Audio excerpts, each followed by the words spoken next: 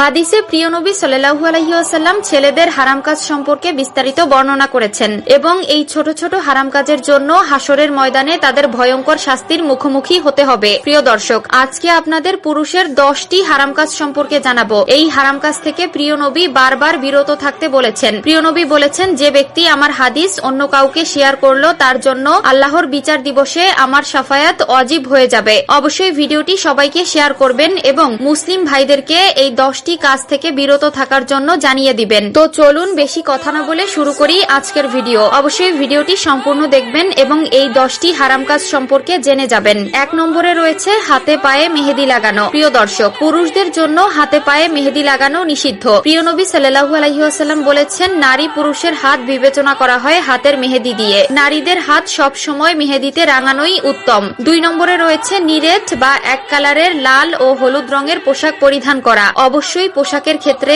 এই বিষয়ে সতর্ক থাকবেন। 3 নম্বরে রয়েছে ফ্যাশনের জন্য নাক কান ফোরানো। আজকাল অনেক ছেলেদেরকে দেখা যায় নাক কান ফোরানোর মাধ্যমে নিজেকে স্মার্ট দাবি করে, যা ইসলামে একদম নিষিদ্ধ ও পুরুষদের জন্য হারাম কাজ। অবশ্যই এ বিষয়ে সতর্ক থাকবেন। 4 নম্বরে রয়েছে প্রাপ্ত বয়স্কদের হাফ প্যান্ট পরা। হাফ প্যান্ট বলতে হাঁটুর উপরের কাপড়কে বোঝানো হয়েছে। 5 নম্বরে রয়েছে চুল দাড়িতে কালো রং করা। প্রিয় দর্শক, আজকাল অনেক পুরুষদেরকে দেখা যায় চুলে দাড়িতে কালার করতে, যা ইসলামে একদম নিষিদ্ধ ও হারাম কাজ। বয়সের সাথে সাথে চুল দাড়ি সাদা হয়ে যাবে, এটাই প্রকৃতির নিয়ম। কিন্তু প্রকৃতির এই নিয়মকে তুচ্ছ করে নিজেকে অন্য রূপে বানানো ইসলামে জায়েজ নয়। অবশ্যই এ বিষয়ে সতর্ক থাকবেন। 6 নম্বরে রয়েছে স্বর্ণ ব্যবহার করা। পুরুষদের জন্য স্বর্ণ ব্যবহার করা জায়েজ নয়। অবশ্যই এ বিষয়ে সতর্ক থাকবেন এবং এই হারাম কাজ থেকে নিজেকে বিরত রাখবেন। 7 নম্বরে রয়েছে টাকনুর নিচে প্যান্ট পরা অথবা জুব্বা পরিধান করা। 8 নম্বরে রয়েছে সিল্কের কাপড় পরিধান করা। প্রিয় দর্শক, আরো একবার বলেছিলাম, পোশাকের ক্ষেত্রে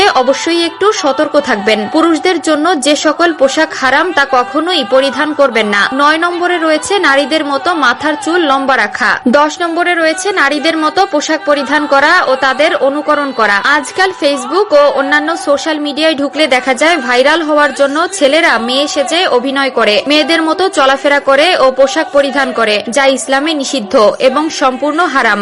এই সকল লোক কখনোই আল্লাহর নবীর শাফায়াত পাবে না। আল্লাহ পুরুষকে পুরুষের মর্যাদা দিয়েছে এবং নারীকে নারীর মর্যাদা দিয়েছে, তাই আল্লাহ যাকে যেমন বানিয়েছে তাতেই শুকরিয়া করা উচিত। আল্লাহ আমাদের সবাইকে সঠিক বুঝ দান করুক, আমিন। মানুষ ঘুমালে তার আত্মা আকাশে চলে যায় এবং তাকে আল্লাহর আরশের কাছে সিজদা করার জন্য নির্দেশ দেওয়া হয়। যে ব্যক্তি পবিত্র অবস্থায় ঘুমায় তার আত্মা আল্লাহর আরশের কাছেই সিজদা দেয় এবং যে ব্যক্তি অপবিত্র ছিল তার আত্মা আরশ থেকে দূরে সিজদা দেয়। বাইহাকি ইমাম বুখারী এই হাদিসটি তার তারিকুল কাবির গ্রন্থে বর্ণনা করেছেন। মহানবী সাল্লাল্লাহু আলাইহি ওয়াসাল্লাম বলেছেন, যে ব্যক্তি পবিত্র অবস্থায় ঘুমায় তার মাথার কাছে একজন ফেরেশতা রাত যাপন করে এবং ওই ব্যক্তি জাগ্রত হওয়ার পূর্ব পর্যন্ত দোয়া করতে থাকে।